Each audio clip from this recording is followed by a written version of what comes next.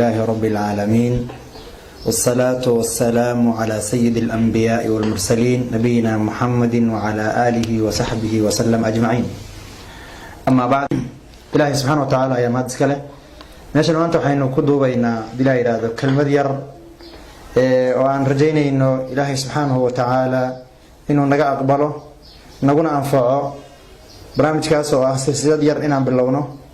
oo ciwaankeedu uu yahay nuurul wahyi ama iftiinka wahyiga. kitaabkan quraanka ah waa nuur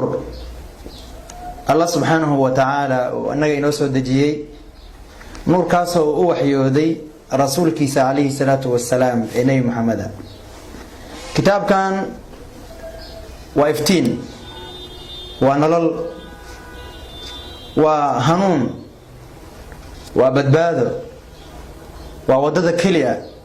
إعادنه كل باني كرو حديه سلبا وقبصده.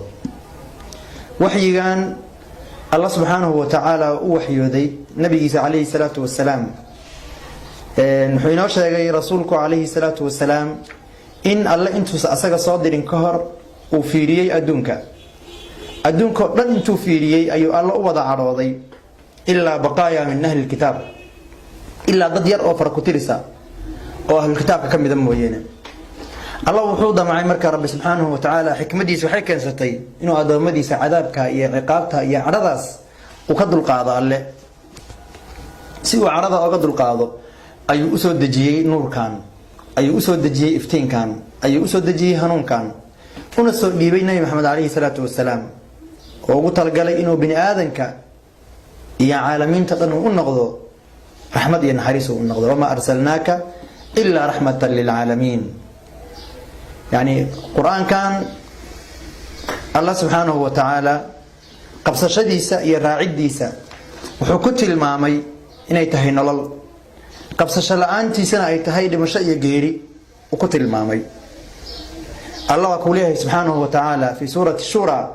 wakadhalika awhayna ilayka ruhan min amrina ma kunta tadri mal kitabu wala al iman walakin ja'alnahu nuran nahdi bihi man nasha'u min ibadina wa innaka latahdi ila siratin mustaqim.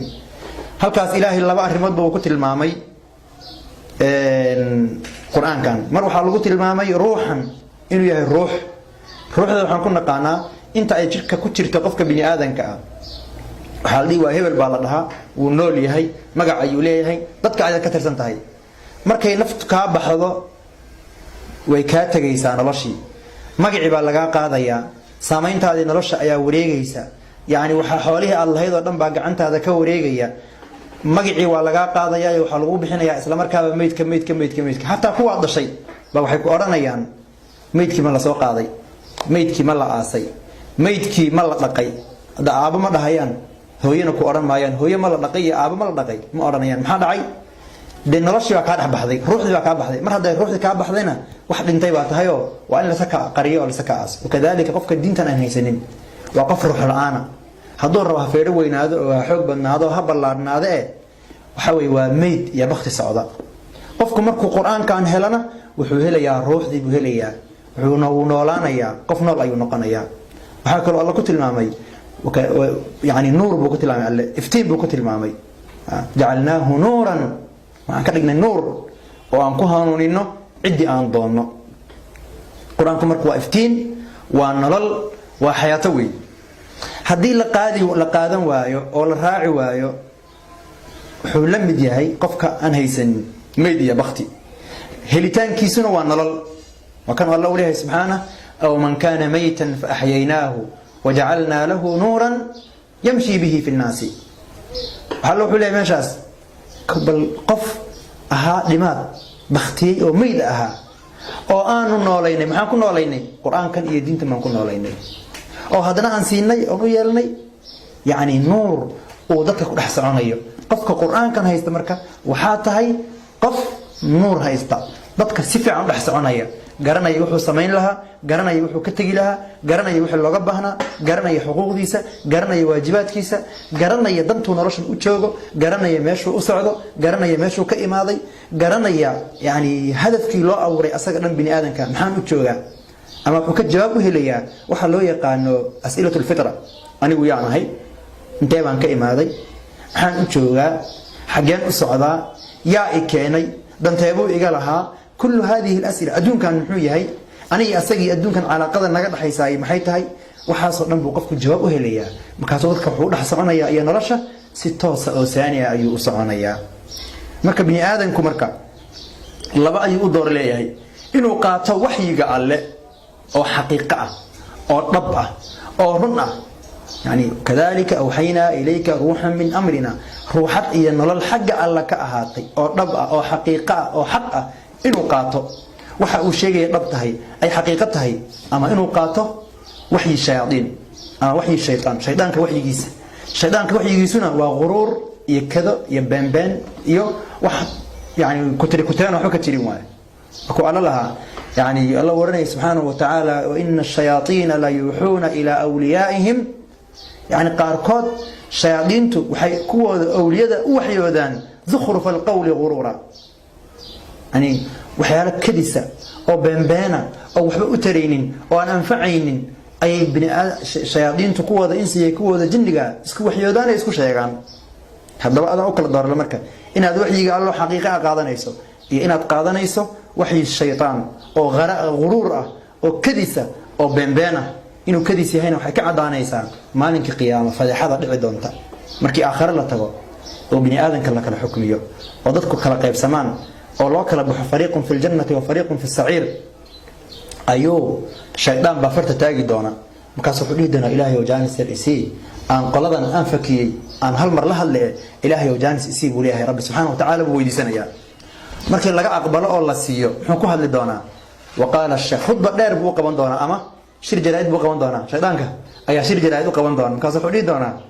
يعني وقال الشيطان لما قضي الأمر إن الله وعدكم وعد الحق ورياه ورأي ضو والإلهي ضبوا إذن يبوها محوكي يبوها كتاب كيسي إذن سودجي ضبوها حقيقوها حق بدين سودجي ووعدتكم أنا ونوان إذن بلن قاضي وحان يري هذا السدا يشان هي وحاسا هيليسان وادبر واقوبيسان وادبر عريسان أنا ونوان إذن بلن قاضي فيرو فيرسو وعدي قال له وحور راعي وعدكم وعد الحق بوري وعدي ضب أبو الله إذن يبوها كتاب كان حقيقوها أصدق محويري كيسة ووعدتكم أكليا مصدرين وعدتكم وعد الحق waayo kiisa xaq ma hayn kuma dhiireedo inuu dhaho meeshaas been ku sheego aniguna waan idin ballan baan idin qaaday oo wacadtukum laakiin wacdigeygu muxuu ahaa fa akhlaftukum adeer waa idinka baxay baash waa ku jirtaan ya offsetka waad gashay waan idinka baxay waa ku jirtaan oo wacadtukum fa akhlaftukum wama markaan idin dhuminayay ee idin fakinayay in meesha xun idin horseeday xujo idin ma tusin laba arrimood midna ma haysanin qofka inaad cid raacdo laba sababta in qofkaasi uu xujo iyo gar iyo wax aqli gal ah ku tusiyo oo sida intuu ku qanciyo aad ku raacdo waa mid waa lagu raacaa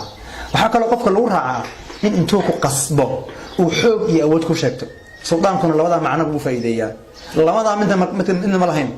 awood idin ma sheeganin oo idin ma qasbin isla markaana wax xujo oo gar ana idin ma hordhigin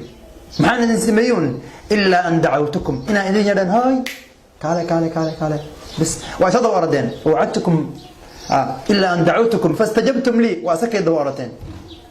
هذا بقى ما أنت ماشي وكودة ترنا بوليه عذابك وتكجرتان أنه من كتيرة وإنه إذا قلينا يمسل قرمان كرتان أنا إذا ما قرمان كرو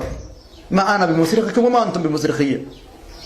فلا تلوموني ولوموا أنفسكم إذن كلفتي إن آذايا أو أنا هاي آذايننا وهي ماشي إذن كأسلقي إذن كوعدي الله ربطها هادي لي إذن قفك مسلم كأهو يا ربي رميسانو قفك دلنيارة هي مسلم كأهو ما أنت نولو حلبك أحرموت كلا دورتا وحي يجي الله أبقى قادني مثل وحي الشيطان أو غرور يكذا يبان أبقى قادني وقعان أديك